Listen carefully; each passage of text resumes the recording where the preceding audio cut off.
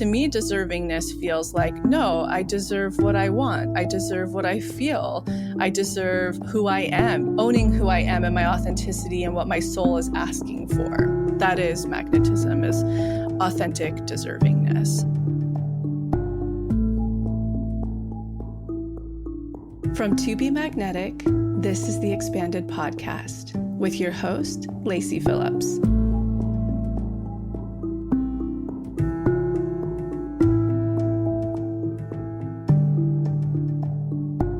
As the leading destination for neural manifestation, we dispel the woo-woo in order to help you create real, tangible results based on neuroplasticity, psychology, epigenetics, and energetics. Our goal is to normalize the practice of manifestation and empower you to get into the driver's seat of your life in order to manifest the experiences, relationships, and things that most align with your authenticity.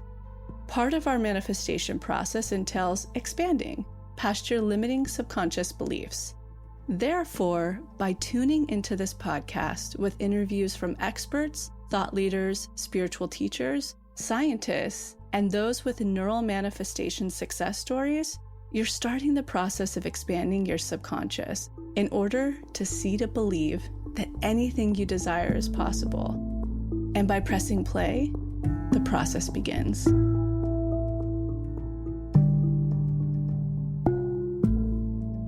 Welcome back to another Explained episode, which has quickly become your favorite segment of the entire podcast, Expanded.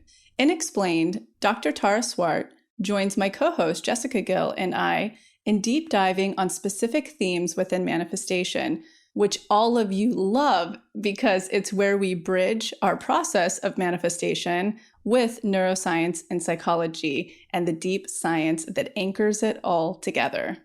Back in July, Dr. Tara Swart joined us as our psychology and neuroscience advisor. And why we handpicked her, besides the fact that she's so unbelievably marvelous, she has a PhD in neuroscience and a former medical career as a psychiatrist of 7 years. She's also a senior lecturer and on faculty at MIT, no big deal, and senior lecturer at King's College. She's currently working on research projects on plasticity and epigenetics. She has Google Talks, LinkedIn, Facebook, and 2 TED Talks.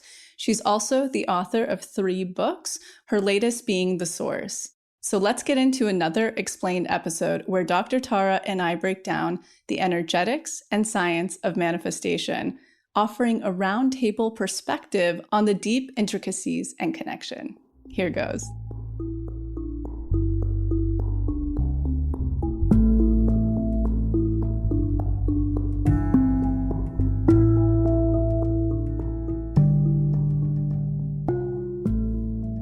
Welcome back, everyone, to another episode of Explained. We have Lacy and Dr. Tara here. I'm so excited for this theme. We're covering self-esteem and worthiness, which is really the pillar of manifestation.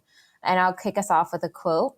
"You do not need people, attention, or validation in order to complete, balance, or fix you. This is the definition of self-esteem." This is such an interesting topic because self-esteem feels like one of those elusive terms where you're like, oh, I have self-esteem, I want this. It feels like something so intangible.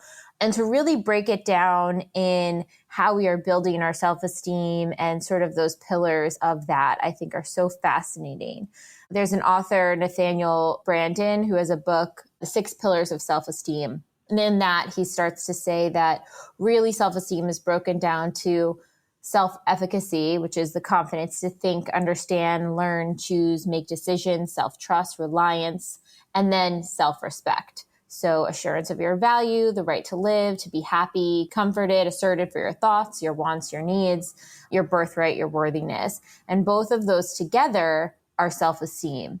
Lacy, Dr. Tara, how do you guys define self-esteem, worthiness? How do you see it through a manifestation lens? And then Dr. Tara, how do you see it through a psychology, neuroscience lens?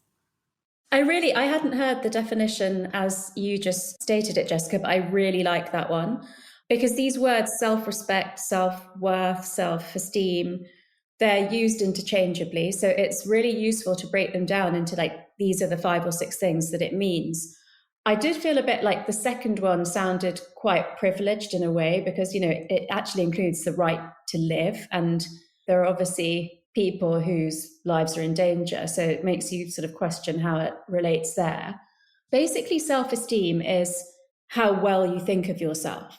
And it can be subconscious or conscious or both, but it leads to so many potentially good or issues like boundary issues. So to me, that one's really relevant here.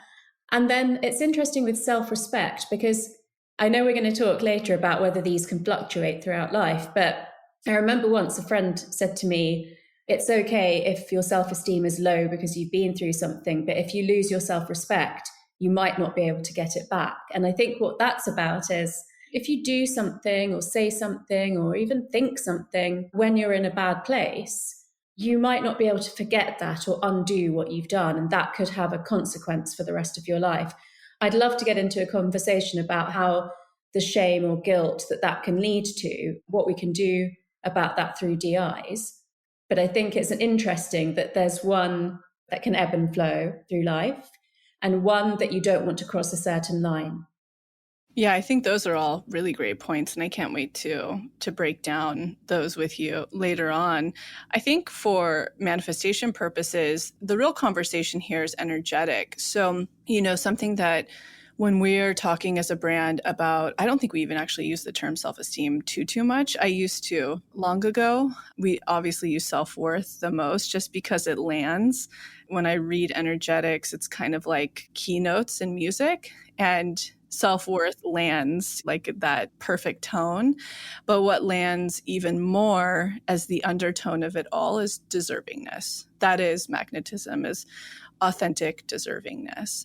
And I would argue that many of us, through all of our different facets and walks of life and programming and pain and shame and culture, I mean, there's so many things that don't rob us of deservingness necessarily. For the majority, most of us struggle with deservingness more than we tend to naturally, innately emit that from our subconscious, especially.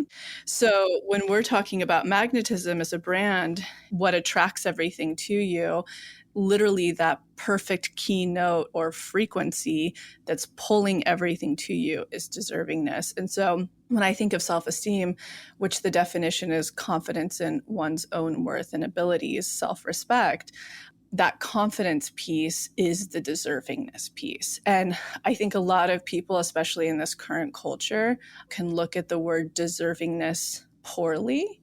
However, it's an energetic word that we're putting out there. So what I would invite people to do is disassociate any type of mal definition you have attached to it and really start to look at, what does deservingness mean for me?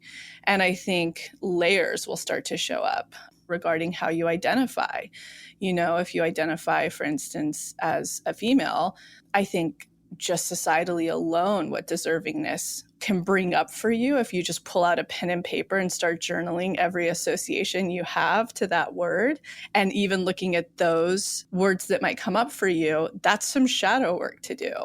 So that's like a great exercise somebody could do using the tools, is really going, at the root of all magnetism is authenticity and deservingness. Let me look at what I have associated to those two words.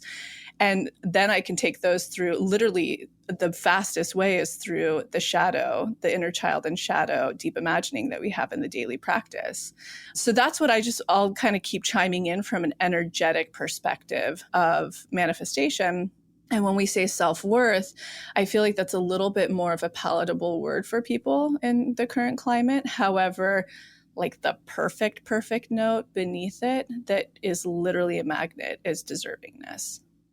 I love the music analogy, and I agree, self-worth just lands better than those two words. Although I think that definition that Jessica read out was really useful in terms of what does it actually mean in your day-to-day life. But can I just ask, Lacy, I want to be clear that I understand what the sort of view on deservingness is. Did you mean entitlement?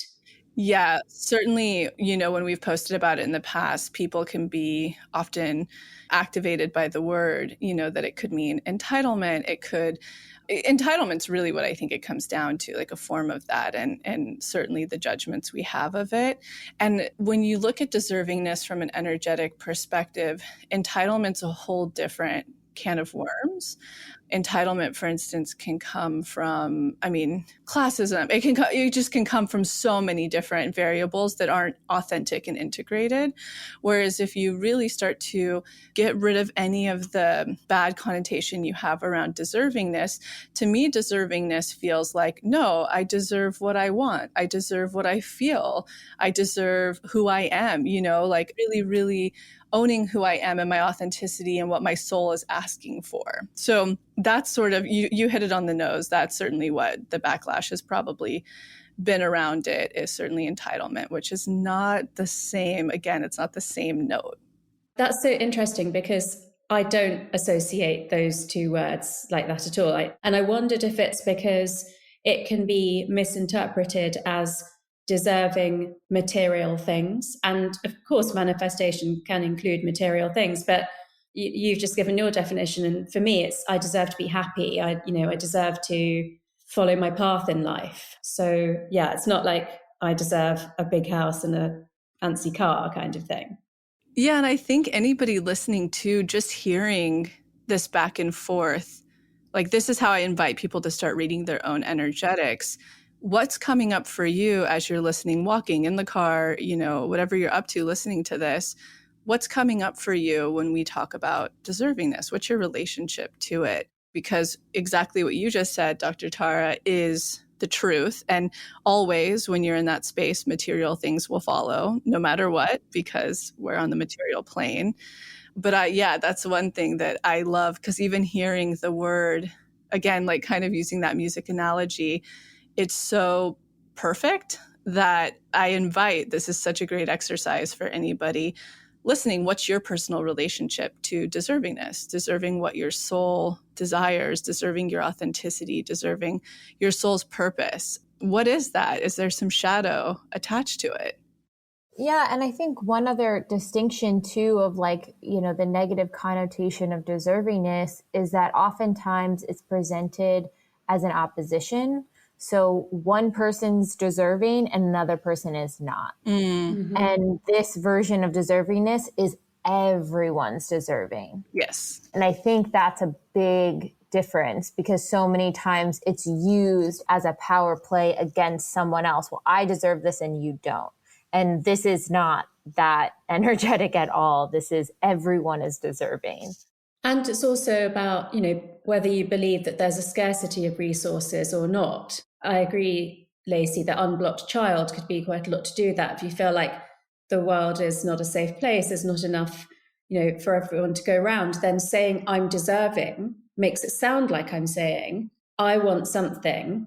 And it doesn't matter if that means that Lacy goes without something, but it's not that at all. Not at all. And in fact, getting back to the energetic of it in general, it actually has nothing to do with anybody else whatsoever. But I know exactly what you guys are saying, that we have that attachment to it based on society and programming and, what we've seen from the patriarchy, which I won't go deep into. But in fact, it's the deservingness energetic has really nothing to do with correlation of anybody else in your life. It's really completely connected to your own authentic self. So yeah, that's something that can be dropped right away, instantly, as a shadow, if you're listening. I'm actually glad that you mentioned that, because I have some evidence. So I would like to pick up on that point. Oh, great. Which is that, so there's evidence that shows that if you grew up in a very fear-driven culture, and by culture it can mean your religion, your school, your family, your community. Culture means lots of different things. And examples of fear-driven cultures are patriarchies, and religiosity that is God-fearing rather than God as a loving entity. And what that leads to later, that's connected to worthiness, is this should mentality. I should have this kind of job. I should behave in this kind of way. And just the guilt that goes along with that for, well into adult life. I actually remember a psychotherapist friend saying to me, you get to an age where there's no should anymore. You're just doing what you're doing and it's fine. I think that's interesting because it really could be connected. I love that. And that's one of the big reasons why we even added in Unblocked Money the cultural portion to it, really looking at what you inherited from religion, what was culturally messaged to you, because that is such a big part. You just literally nailed that on the head.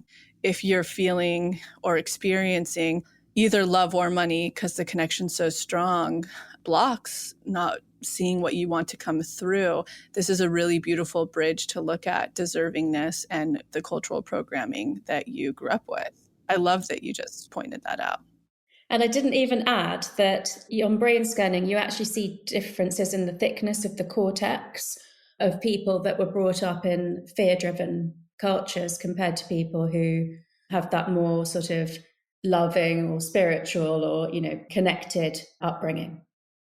I mean, we see that in real time with one of our employees. Wouldn't you agree, Jessica? One of our directors. Oh, yeah. She's like the most magnetic person ever. And she was literally grew up being told, you are an extension of God, you're pure love. There's no such thing as bad.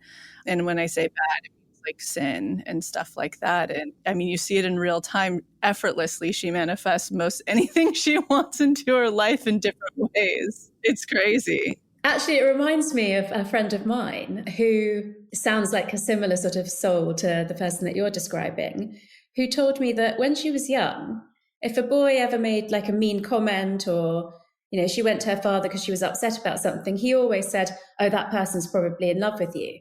So every bad thing that happened, she framed as like, oh, it's probably because he's secretly in love with me. That's the only reason he's been mean. And she's just got this really happy marriage. She's got great self-esteem. She's got beautiful kids. She has a great job as well. And, she said to me, I almost wish that something bad had happened to me in my life, like that grit in the oyster shell that makes the pearl. And I said to her, no, you're just such an embodiment of love and happiness. And it's really wonderful to see. And the coolest thing is what we're talking about. It's some effort. It takes the work and having a practice, but that's achievable for everybody. I mean, that's what integration is. So that's what this work is essentially doing for people. So when you're listening to this and you're like, oh man, I didn't grow up with that, that's okay. That's why we have the pathway for that exact reason. The entire reasoning for it is that integration, which again is coming back to deservingness, authenticity, like whole worthy authenticity, which I think would be at the root of self-esteem, this conversation. Absolutely. I mean, I was going to say it's absolutely accelerated that for me. So that sort of brings me to my next question too, which is like, is the self-esteem a stage of development for childhood? Does it start presenting at a certain period, or is it sort of forming throughout your life and then it is forever shifting? Because everything that I've read on it, your self-esteem can change all the time, which is really exciting because that means that you can grow your self-esteem and develop it and all of those things if you didn't grow up with that reinforcement as a child. So are people more soft-wired to have higher self-esteem? Is it nature versus nurture? What does that look like from a neuroscience perspective, Dr. Tara? Yeah, so I think with neuroplasticity, well, first of all, I just want to reference the childhood stages of psychosocial development that we have, written into our workshops, and then say that with neuroplasticity, we often fall back on this line, which is that it's born and then it's made. And so there is likely a genetic element to this that we can't really completely ignore, but absolutely a massive nurture element. And that is throughout childhood. And even, there's a lot of evidence for how your experience in the womb contributes to your psychological profile later as well.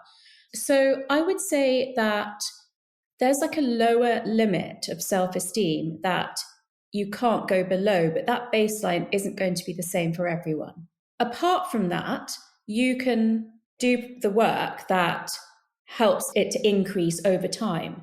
And of course, if something bad happens to you, it might dip for a while, but you'll be resilient to getting that back. There probably are some individual differences based both on nature and nurture, and that throughout all the childhood stages and even the adult development stages, it can change. and that you can do things to improve your baseline level of self-esteem. I think this is also a good opportunity to just acknowledge that generational trauma likely plays a factor in that. Like if you have a family, that a family member was a survivor of the Holocaust or of slavery or some horrific event, there is a potential and likelihood for that to track genetically. And it is so possible to heal those aspects of yourself and integrate further. Correct. So the first thing to say about that is that there tends to be an assumption with epigenetics that if there's been a trauma earlier in the generations, that the only impact of that down the generations is negative. It's not. We know that most of the work has been done on the Holocaust and the Dutch famine, that it can either lead to higher stress responses and anxiety, or it can lead to higher levels of resilience. So, it could be that across 3 generations or more, that the second generation were more anxious, but then you are higher in worthiness as some sort of result of that. So it's not a simple formula, but what I love about that is that you don't have to accept that if my grandparents were traumatized, that means I'm going to have lower worthiness. I don't have to accept that. And that's so wonderful. And the fact that neuroplasticity means that we can do something about that from the level of the DNA to just our mindset. That's really comforting, I think, for a lot of people to hear, because it feels like, oh, well, all of this trauma and all of this pain for so many generations, how am I going to escape that? But hearing that even from like the worthiness standpoint, you literally can, and start, reprogramming and changing your brain. Something that I find so interesting, a podcast guest recently really talked about having the creative space to even change your reality, and what I mean by that is if you have the stresses of life, if, you're struggling paycheck to paycheck, job to job, single parent in general without any support, being able to carve out this space. I know for myself, I need aloneness to be able to co-create with the universe quite often, alone in my thoughts, alone in not having a lot of stress responses or even micro stress around. I have that privilege. What are your thoughts on that, Dr. Tara, or any studies you've read that might back this up? Having actual creative space in order to co-create with the universe, number one.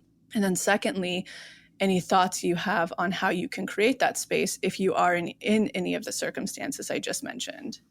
That's a really, really lovely question. So the thing about deservingness is, based on the fact that we've said that it can be cultivated, is that your choices basically are that you're so busy and distracted that you never do any of the actions that can cultivate it. So you're kind of left with your baseline level, or that you are able to create that space, whatever that may mean for you. So I think it's really interesting that you were so specific about yours, because I think it could be very different for other people. So for some people, it could be being in nature, but for some people, it could be absolutely having the family in the background, because that gives some sense of safety and security and achievement. But space is a good word, because when we're busy and focused all the time, and our brain is in what's called the control network, well, basically, we need to be at the opposite end of that, which is the default network, which is kind of like mind wandering, voluntary daydreaming. So not just your mind wandering off, but you actually taking the time to think about how you want your life to look or feel. And so then coming to the second part of that, which is if you're literally living from paycheck to paycheck, trying to put food on the table and, have children to look after and not much help, then it is, of course, harder. And that's kind of why I raised the slight issue that I felt about you've got to be somewhat privileged to have access to some of these things. But what I always say about that is, even in that scenario that you described, even just taking 5 minutes for yourself could make your life better. And so I suggest sort of micro tweaks for that, things like a gratitude list, some journaling, some, reading some prompts and having some, just thinking about what your answer to that might be when you're in the bath or something. And, we particularly filtered the DIs to have short, medium and long ones, partly for that reason as well, so that if you really are short of time, you can at least do a short DI. Yeah, I think that's fantastic. And what would be some examples? Because I'm sure people listening are like, I wonder what my version of creating space is, and it doesn't necessarily have to be like the very moment that you're doing this work or anything, but that daydreamy state. What could be examples? Like how mine is being completely alone gives me that Aquarian space to do that. But yeah, what would be other examples maybe for other people? Like you were saying, an element can be in an environment that creates safety and normalcy for you. So the classic examples that are based on evidence are in the bath or shower and in the period of time just as you're falling asleep or just as you're waking up. So they are times where your brain goes into that zone. But equally, if you went for a walk in nature, you even just spent time with somebody who is a really good friend that you laugh with, that you resonate, that puts your brain into that bonded mode. Sometimes just having your sleeping baby in your arms could put you into that mode. So the classic ones people sort of know about, like in the bath or shower. And there's so many amazing stories of, the Beatles writing their lyrics in the shower, or eureka moments actually comes from the fact that a big scientific idea was thought of in the bath. So really what you're making me think of is the part in my book where I wrote about stepping back to set an intention. The fundamental problem is that we never step back. We just live our lives on autopilot. And that could be anything from 5 minutes to 2 hours to a weekend. I think that's great. What does the neuroscience show right when you're falling asleep? You're in between. I would argue, maybe I'm crazy about this, but that's kind of the DI state that we're trying to take people to, and obviously overwrite old emotional associations to blocks. For the mom who doesn't have space and time, and is familiar with this work, is a pathway member, is familiar with different DIs and journal prompts, how could they utilize that time if they didn't get time that day to do the work? I love this. And, one of the things I really like about you is that you're very, very well read and researched, but you never try to pretend to be an expert on a subject. And so you just said, maybe I'm crazy with this, but you're actually not. It's a recognized phenomenon called the Tetris effect. The state of going from being awake to falling asleep and being asleep to waking up are called the hypnagogic and hypnopompic states. So they're recognized separate states of consciousness to being awake or being asleep.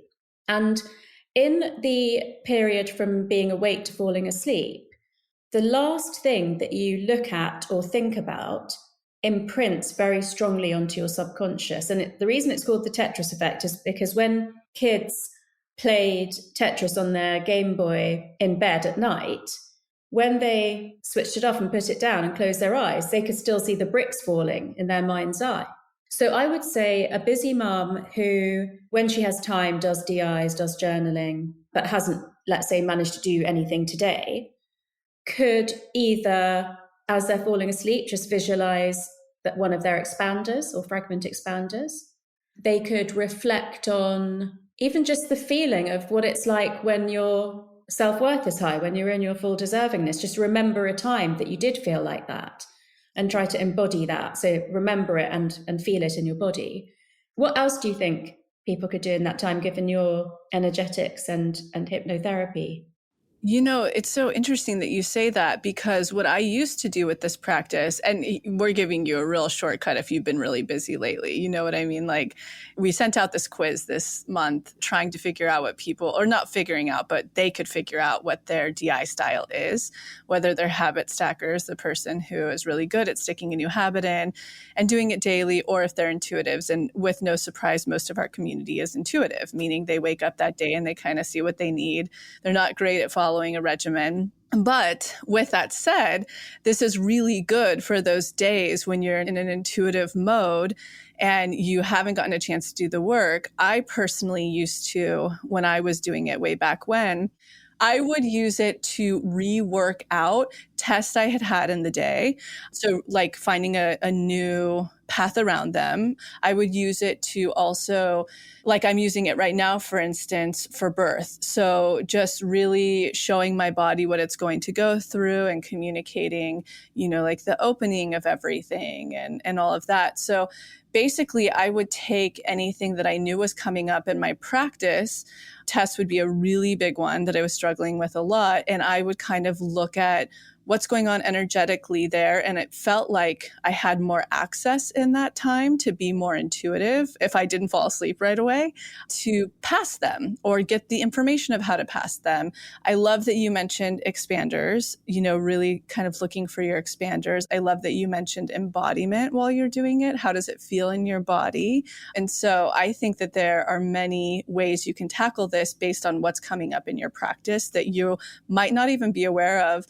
This is often the time, kind of like meditation, that I will get pings of what needs to be addressed in my practice. And then you can use that space to either rehearse or to work out the kinks of what needs to be done for the next step of your practice. So if there's a block that becomes available to you that you really realize the root of it, just taking, 3 or 4 minutes to kind of do your own little inner child work around it. If you've been doing this work, you're familiar what those DIs are like, going to that memory and changing the emotion around it and having a healing. So I feel like there's so many ways you can tackle that little bit of space, and then throw your unblocked remedy on top of it. And here's a real shortcut for a month of what you could be up to. I think that makes so much sense, because I think of the times where I've laid in bed and all of a sudden I'm like channeling all of these ideas and things to do. And I'm like, okay, I got to get a notebook out. I don't want to lose these ideas. Or even this morning, I had a ping come to me right as I was just really slowly waking up. I was like, oh, I need to do this right now, and jumped out of bed to go do it. So it makes sense that we're almost more open to receiving sort of what our subconscious is trying to communicate with us.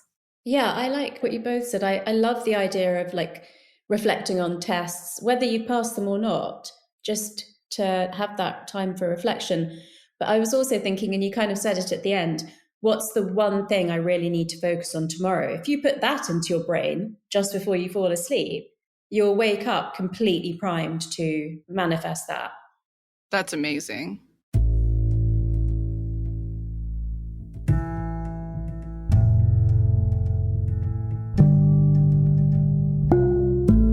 So I'm quickly interrupting this episode to invite you, if you're ready to start your manifestation journey, or if anything you've heard in our manifestation episodes has piqued your interest, to begin.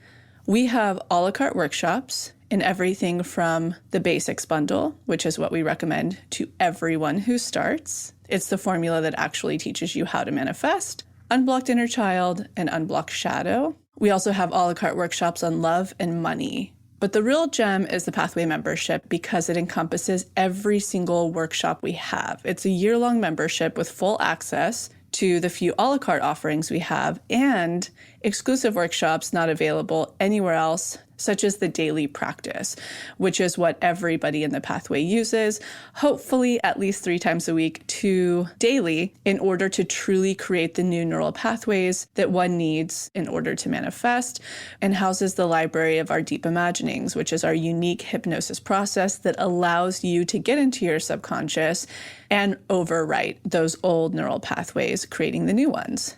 You can use our special code EXPANDED, all caps, EXPANDED, to receive $20 off your first a la carte workshop purchase, or $20 off your first month of the Pathway.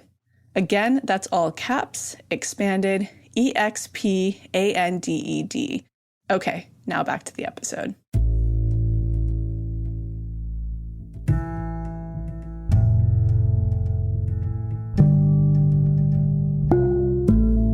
So one other piece I want to touch on with self-esteem, which I think is actually pretty applicable to our work, I sort of see the self-worth and worthiness as the innate. We're peeling back the layers to get back to our innate worthiness.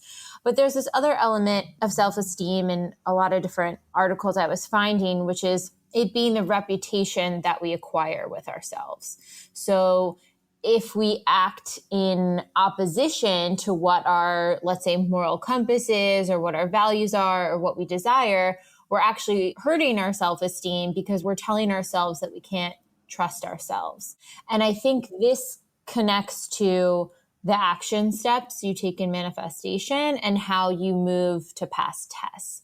Not saying to pass a test, spiritual bypass it. If you need to move through it and still fail that test, then by all means move at the pace you're going to move. But I think there's something to, this is the person I want to be. This is what feels most authentic and aligned to me. And then here are my actions. Are they lining up with what I'm actually doing? If I want to have a spiritual practice, am I making the 5 minutes to do it, or am I not?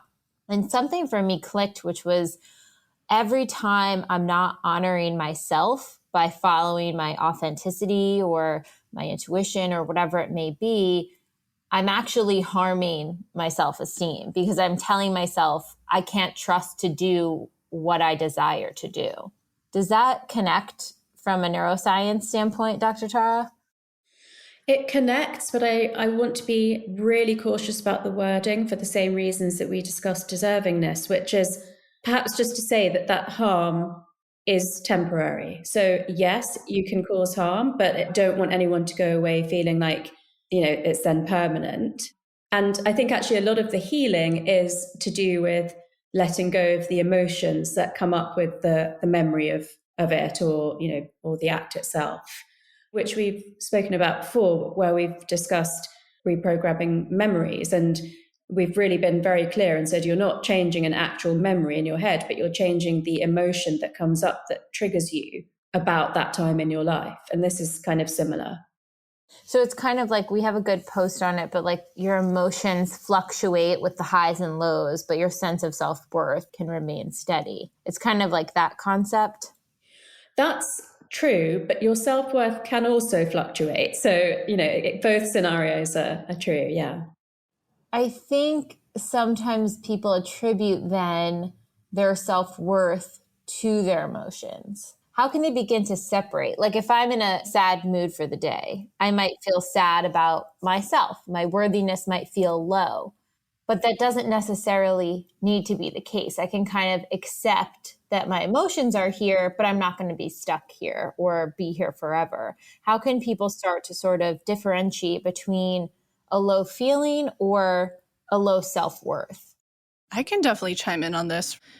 I've been really open about this through pregnancy, that I haven't been consciously the most worthy person throughout this process. It's at all. It just based on hormones alone, which we've talked about, I think, in quite a few episodes, this exact thing. But from a manifestation perspective, what I will say is that my subconscious is so primed from so much work. And I think that it really definitely loops on deservingness and self-worth for the most part, that I've been able to manifest so many things during this pregnancy, even though the many things I've mentioned, that I constantly worry that Max could be having an affair, which is like completely not realistic whatsoever. That I'm unattractive is a really big one that comes up, especially later in pregnancy now for me. Just being so vulnerable and tender is a whole new realm for me I've never experienced before. So I would say, like, consistently through pregnancy, I've been in a micro place of low self-worth. But what's so interesting is, even though I would say what I'm going through is a transition into my feminine vulnerability. If you want to call it like integration, I'm integrating a lot of my feminine that I've never been able to access before, which is a really sticky, scary, raw thing to be doing for 9 to 10 months consistently without any control over it. However, I'm still incredibly magnetic and manifesting. So the only thing I can credit that to is that on a subconscious level, my baseline is deservingness and self-worth at this point. Yeah, I think there's a couple of things there. One is to say that whenever these things fluctuate, whether it's our mood, our emotions, our worthiness, there's always a hormonal correlation. So obviously something like pregnancy is specific sex steroid hormones. But let's say somebody went through a breakup or lost their job, then the stress hormone cortisol will be dysregulated, and that will have an impact on their mood, emotions, and worthiness. So, yeah, I just wanted to clarify that, really, that, there's always hormones involved. And for that reason, stabilizing your biology is quite an important thing to do alongside the sort of mental and emotional work that we do.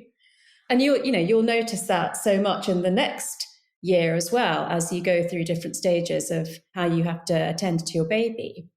that baseline that I mentioned that you can't go below, you can improve on it, but you can't go below it. Yours, through all the work that you've done, has stayed at a really good level. But it's also making me think of, like, after I got divorced, that it was stressful. I was sad about what had happened, but I remember feeling like I'm still quite a happy person though, and just this whole conversation is bringing up, I had a beautiful but tiny apartment that I lived in for a long time on my own. And I don't think my self-esteem has changed at all, like from living in a tiny apartment to living in a bigger house. So there's definitely that baseline that's ours, even at a challenging time. And I agree with you that all the kind of work that you've done has led you to remain very magnetic even through a biologically challenging time. Like I felt in 2020 that all the work that I'd done on resilience and neuroplasticity really helped me through that difficult year. Yeah, I'm glad that you say that, because I really feel from a manifestation perspective, and again, I just want you listening, whomever you are, wherever you fall on the spectrum, you can build. I had no self-esteem really when I appeared to on the outside back in my early 20s, but on the inside, I was the most low self-worth that I had ever been in my life. I would say that was the overriding loop that was definitely being projected, and I built, and I think that once I figured out how to build it accurately, I could build it rather quickly. Even what you were saying, Dr. Tara, like this last year, these last 9 months, not only have they been a hormonal wildness, but the stress that I've had to overcome from circumstances of, which is very privileged, but of our house remodel and getting pushed around by contractors and taking advantage of, it's just been, the team's watched me. It's been like a constant thing. However, still able to manifest and be magnetic. And again, not to, go on a tangent with this, but all of this is divinely also happening to me, I believe. I'm going through rock bottoms, and I'm going through right now massive shedding in my life. Not only do I think it's creating space for one of the biggest manifestations I've been calling in, which is a baby, but also for the other conscious or unconscious smaller manifestations I've been calling in. The universe is like, cool, we're going to earthquake you a little bit, and we're going to get you on your authentic path because you're not doing it quick enough for yourself. Again, I have to attribute that to that baseline, because the universe only shows up where you're at with you. And that may be nothing at times because you're not unblocked, expanded enough, and in your worth enough for something you're calling in. Or it may be the crazy turmoil that I went through in the last 9 months, and certainly many people went through in 2020. The universe is really here showing up in a different way because you are. Even when you put in the smallest amount of effort of unblocking and expanding, it's bananas what starts to show up in your life. May it be tests to manifestations. That is you moving energy around for the universe to meet you. And what you're essentially doing is chipping away at your authenticness and your deservingness, which we say self-worth a lot. I just want to say before I forget, because it just immediately raised a little flag in my brain, which is that you look more beautiful than ever in your third trimester.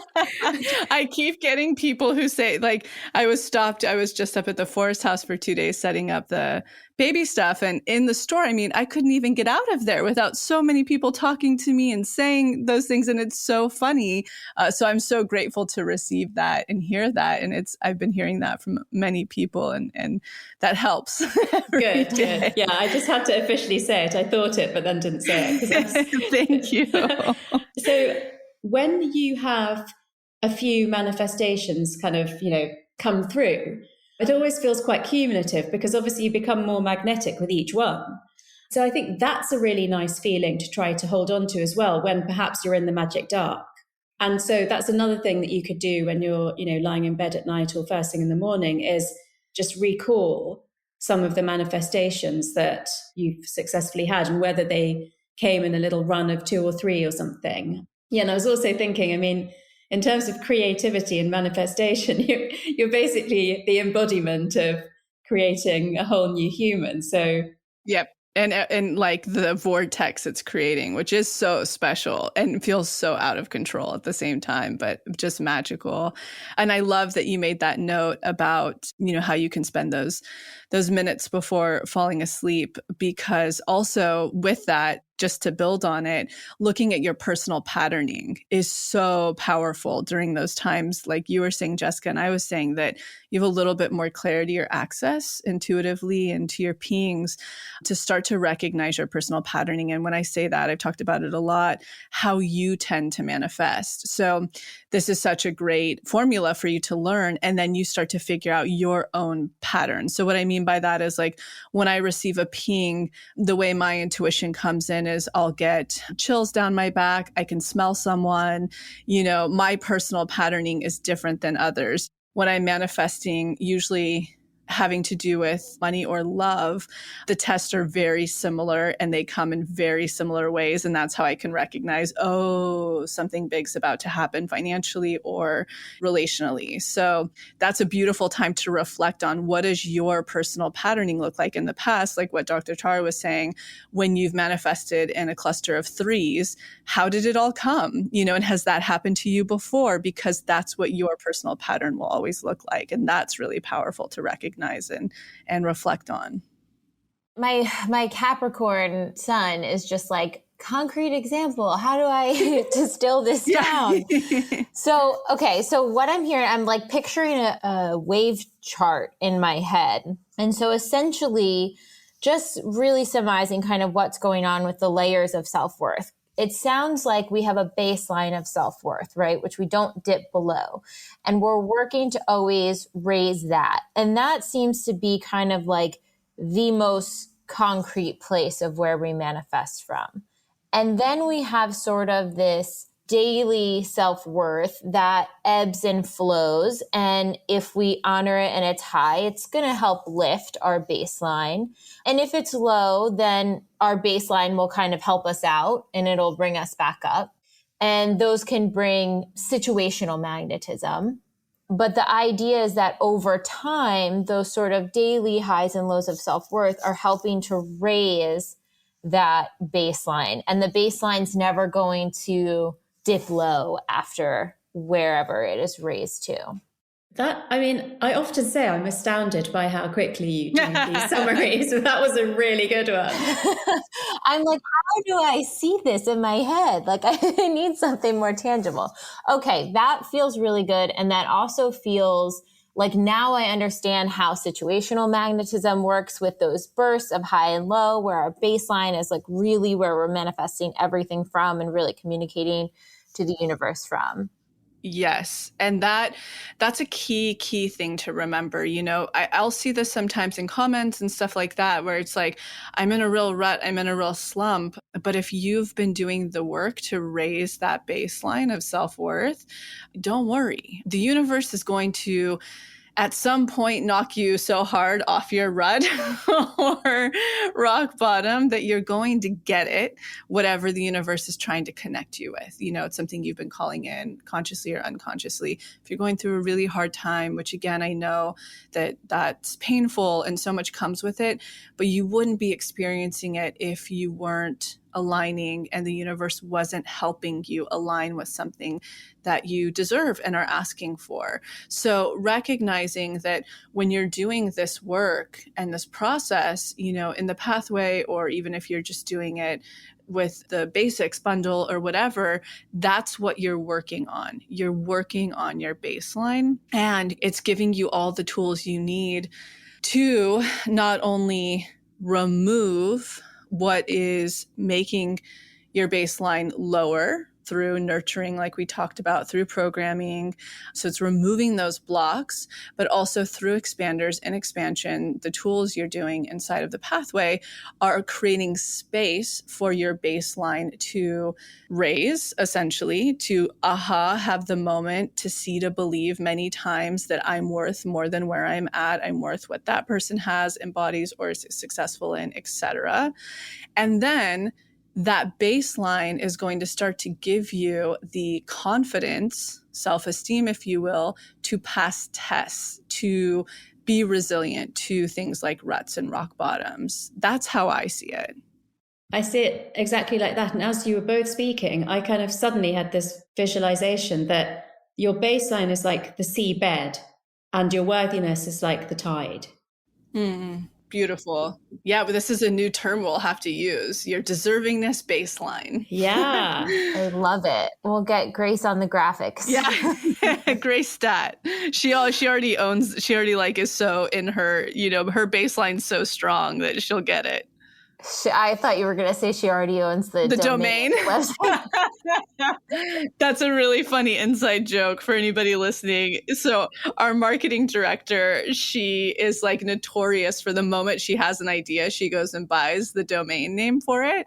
It's like her version of doing stocks. Like she'll get a ping of when to sell it and bam, like she'll sell it for $4,000 or something a couple years later. So yeah, it's hilarious. Yeah, she probably after listening to this already owns that domain now. So run out and buy it. One other thing that I kind of listed out too of ways we can build our self-worth through this work. We've mentioned many different ways throughout this episode, but clearing the programs and attachments modeled to us in the inner child. So that's helping get rid of whatever told you weren't good enough, all of those things. Unblocking in shadow to fully accept yourself. And accept doesn't always mean liking every aspect, but to experience yourself without denial of yourself or suppression or avoidance of yourself.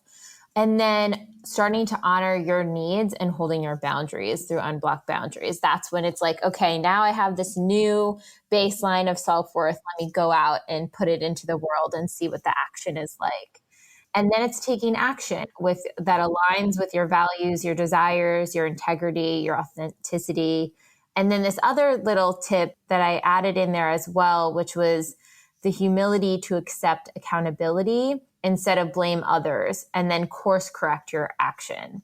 Being able to accept accountability for your own life and then trust and have the esteem and self-worth that you know how to solve the problem from here, or you can handle your emotions from here, and trusting deeper into yourself. And I know we've covered this in another episode, but how quickly can expanders help build your baseline, Dr. Tara, through seeing to believe? I think pretty quickly and quite strongly, because that's a huge part of how the brain works in terms of your actual capability. And, on Instagram, we always use the example of Roger Bannister, the first human to run a mile in under 4 minutes, that as soon as he had broken that record, which we didn't believe was humanly possible, several other athletes were able to do the same thing in the next few months. So that's a very tangible example. But, I know that the first thing we can do to improve our self-worth is focus on our own past successes. So when we start to feel like I'm not sure if I'm going to get that job or I deserve that pay rise, then if we think about times in our life before that good thing has happened, and now we take that for granted, that's one thing to do. But if it truly is something that you've never experienced before, that's where the expanders really come in. Because, and I'm saying this from the neuroscience, and it's actually coincidental how it was on the workshops before I worked on it, which is finding somebody that's like you, that's achieved the thing that you want. Because just knowing that it's happened makes it more likely that you're able to manifest that. Yeah, and I'm going to start talking about this a lot more, because if you find yourself in a position, like we talked about, where you don't have that creative space or creative time, especially if you're a pathway member, let's say, and you're like, I'm a mom, how do I fit this in? We see that so much. Take 5 minutes and please go to the motivation. We'll have it linked below. Anybody can do this. Anybody can access it. It's totally free. It's on our website. Please read 2 to 3 testimonies, because the way that they are set up, especially like we keep revamping them, we're not doing it for sales and stuff like that. Obviously that's helpful, but we're doing it literally to provide expanders for you. So if you're somebody who's having trouble expanding, when you click on the motivation, you're going to get to the place where it says many different categories, whether you're focused on career, love, money, items, wellness, home, travel, videos, And then there are things from the coaches and podcast episodes that you can listen to. But when you click on, say, career, you could scroll forever going down here. Please read 3 of them, because the way that it's set up, let's even just take, I'm going to click on one of the top ones that are accessible now. It says the perfect buyer. You click on that one. When you're in there, you have a photo. If you identify with this person in any particular way, that's already going to be helpful for you because you're seeing to believe that you're similar. And then they start to go through, what did you manifest? What workshops did you do to unblock and get there? What expanders did you find and how? What tests did you face? Which did you pass? Which did you not pass? It goes through that. How did your manifestation come through? How long were you in a magic dark? I mean, reading all of this is quick, and it's going to be a way to be a shortcut, similarly to what we're talking about before you're falling asleep. It only takes a few minutes. You don't have to drop into a long DI, though, of course, you're going to read a lot about how people did that to manifest. It's such a quick way to start building this baseline if you don't have a ton of creative space at this very moment in your life. And I would argue that the more you begin to read these, the more that creative space is going to naturally manifest and open up for you to have. May you be calling in extra support. May you be calling in, and when I say extra support as a mother, maybe that's an aunt that starts to take care of the baby twice a week, or the kids, or whatever. I think you will naturally start to manifest more creative space to therefore start to build your practice from there and have time for DIs and really going deeper. Such a cool tool and resource. Well, thank you guys so much. This has been so expansive as always. I'm already thinking about this worthiness chart in my head. Maybe you can draw this out for Grace to make a graphic. Yes, perfect. Thank you guys so much. It was so expansive. I've learned so much, and I hope you all did as well. We'll see you next time. See you next time. See you. Bye.